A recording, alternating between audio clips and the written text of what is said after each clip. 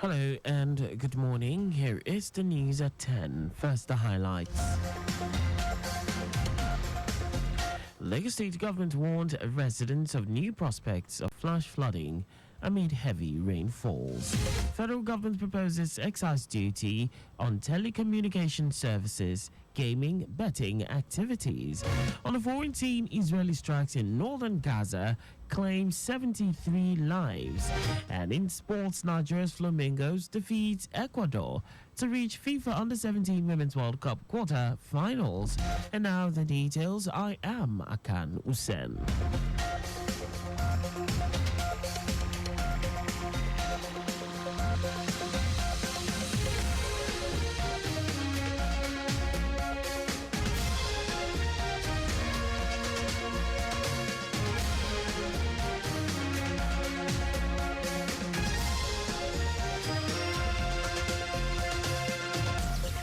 Lagos State government has again raised an alarm of renewed threats of flash flooding in the state following the intensity of rainfall experienced in the state on Thursday, which has been described as the heaviest in many months. In a statement, the Commissioner for the Environment and Water Resources, Tokunbo Wahab, explained that coupled with the release of water by the authorities of Oyo Dam, the channels can no longer discharge into the rivers. Wahab said the intensity of the rainfalls between Wednesday and Thursday has led to the levels of the major rivers rising, thus making it difficult for the major drainage channels to discharge until it goes down, which is just happening gradually. He also said the latest flash flood advisory had become necessary in view of the fact that the various data gathered from the weather monitoring stations in the state showed that Thursday's average and maximum values were the highest so far this year. The commissioner reiterated the need for people living in low-lying areas and the banks of the Ogun River to put their safety first by moving upland and prevent avoidable loss of lives and property, because the state will still experience more rainfalls this month. As the Ember months draw near, the Lagos State Traffic Management Authority, LASMA, is amplifying its efforts to ensure seamless vehicular movement and safeguard public safety through the upcoming Christmas and New Year festivities in Lagos. Special advisor to the governor on transportation, Sholagiwa, who stated this, enjoined LASMA officers to adopt a forward-thinking approach in anticipation of the surge in vehicular traffic and illegal roadside trading. He said both these challenges have the potential to impede the unobstructed flow of traffic and human movement across the state.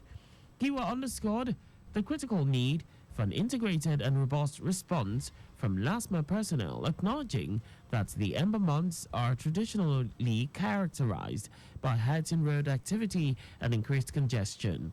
He urged officers to remain vigilant and take assertive measures against actions that could compromise the safe and efficient transit of both vehicles and pedestrians before, during, and after the festive season. Also, General Manager of LASMA, Oladekun Bakari Oki, elaborated on some of the key locations to be closely monitored, which include Oyigbo, Ido, Idumota, Akpongpong, Mile 12, Kara, Mile 2, Alabarago, Lekki-Eja Expressway, among others. He urged motorists to utilize the agency's toll-free hotline 0800 0052 7862 for swift assistance in the event of traffic-related inconveniences.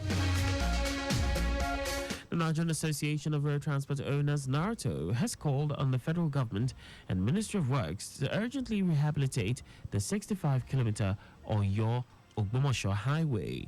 It said the timely repair is crucial to prevent potential spillage of petroleum products, which pose safety risks to the surrounding communities and road users. The call comes days after an explosion involving a tanker conveying petroleum products in Jigawa State. NATO's President Yusuf Othman, in a letter addressed to the Minister of Works, David Umahi, said the deteriorating condition of the highway has caused traffic to come to a complete standstill for several days. Othman insisted that urgent and immediate attention on the road has become expedient to also forestall severe gridlock, resulting in extended travel days, economic losses, and heightened safety risks. President Bola Tinubu has returned to Abuja from the United Kingdom after a 2-week vacation. The president arrived at the presidential wing of the Nnamdi Azikiwe International Airport in Abuja at about 7:20 p.m. on Saturday. He was received by his Chief of Staff, Femi Gbajabiamila, the National Security Advisor, Nuhu Ribadu, the Lagos State Governor, Babajide Sanwo-Olu, and the National Chairman of the All Progressives Congress, Abdullahi Ganduje, among others. President Tinubu departed Abuja for the UK on a 2-week leave on Wednesday, October 2, but left the UK for Paris in France for an important engagement on October 11. And now to the rest of the stories. The federal government has proposed a 5% excise duty on telecommunication services, gaming, and betting activities as part of a new bill to overhaul Nigeria's tax framework. The bill, titled A Bill for an Act to Repeal Certain Acts on Taxation and Consolidate the Legal Frameworks relating to taxation, and enacts the Nigeria Tax Act to provide for taxation of income, transactions, and instruments and related matters. Also introduces guidelines on currency transactions, specifying that any difference between the prevailing Central Bank of Nigeria exchange rate and actual transaction rate will be subject to excise duty.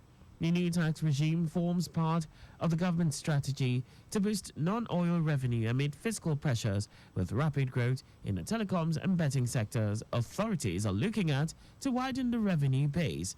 The bill also aims to ensure that currency exchanges align with official CBN rates, with any excess payable as excise duty under a self-assessment model.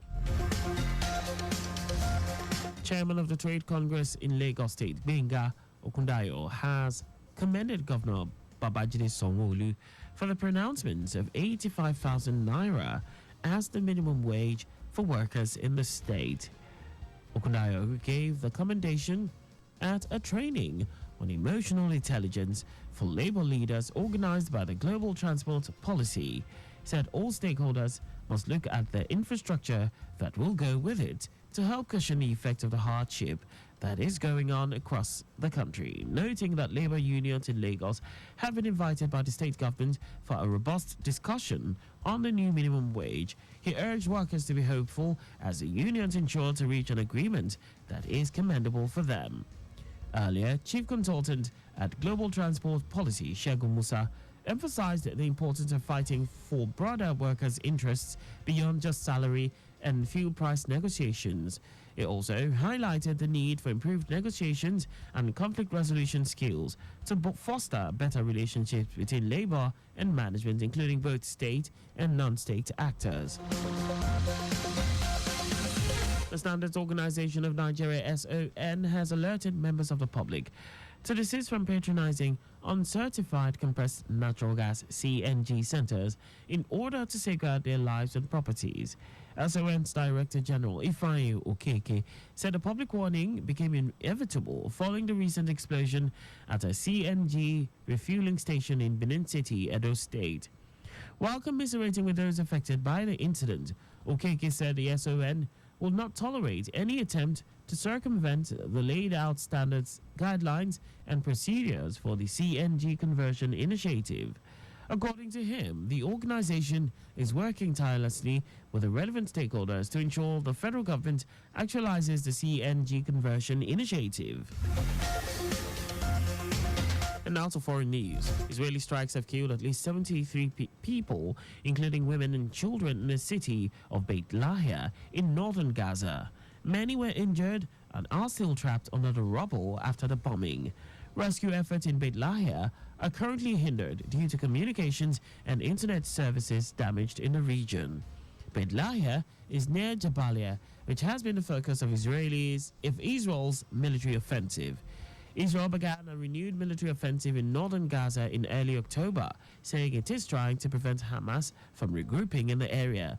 Humanitarian groups have warned that virtually no aid has entered the area in the past few weeks. UK's top humanitarian official, Joyce Msuya, said Palestinians in northern Gaza are enduring unspeakable horrors and called for these atrocities to stop. Israel has repeatedly denied that it is preventing humanitarian aid from entering Gaza, but the United States has told it to boost access or risk having some American military assistance cut off. And now sports. Nigeria's Flamingos made a bold statement at the FIFA Under-17 Women's World Cup in the Dominican Republic with a 4-0 defeat over Ecuador in the second Group A match on Saturday night at Estadio Cibao, Santiago de los Caballeros. Bankole Oluokeri's side dominated the South American opponents from start to finish, securing a decisive result that has propelled them to the tournament's quarterfinals. The first team to do so, having secured 6 points from 2 matches. Shakirat Moshood scored a brace, opening the scoring in the 20th minute from the penalty spot and rounding off the match with a goal 6 minutes into added time. Hamani Chidi made it 2-0 in the 54th minute, and Peace Effiong added a third. Nigeria is expected to claim a straightforward victory when the team faces the Dominican Republic in the final group game at Estadio Olimpico Felix Sanchez Santo Domingo on Wednesday. That's all for the news at 10. Always carry out proper and adequate checks on your vehicles before setting out. You can follow us and like all our various social media platforms on X at Traffic Radio 961, Facebook Lagos Traffic Radio 96.1 FM, Instagram Lagos Traffic Radio 961. On YouTube, subscribe and watch us live on our channel Traffic Radio 961. You can also visit our website on www.trafficradio961.ng. Did you know that the Sanwo-Olu administration supplied 86,000 dual furniture sets to 775 public schools? You can get more details on the Lagos State Government website. To end the news, here are the highlights of the major stories. Lagos State Government has again raised an alarm of renewed threat of flash flooding in the state, following the intensity of rainfall experienced in the state on Thursday, which has been described as the heaviest in many months. The federal government has proposed a 5% excise duty on telecommunications services, gaming and betting activities as part of a new bill to overhaul Nigeria's tax framework. We also told you that Israeli strikes have killed at least 73 people, including women and children, in the city of Beit Lahia in northern Gaza. And in sports, Nigeria's Flamingos made a bold statement at the FIFA Under-17 Women's World Cup in the Dominican Republic with a 4-0 defeat over Ecuador in the second Group A match on Saturday night at Estadio Cibao, Santiago de los Caballeros. For contacts with the newsroom, please send a message to info@trafficradio961.ng. And that ends the news broadcast compiled by Adeswa Ejoka. I am Akan Usen. Thanks for listening and please stay safe. Good morning.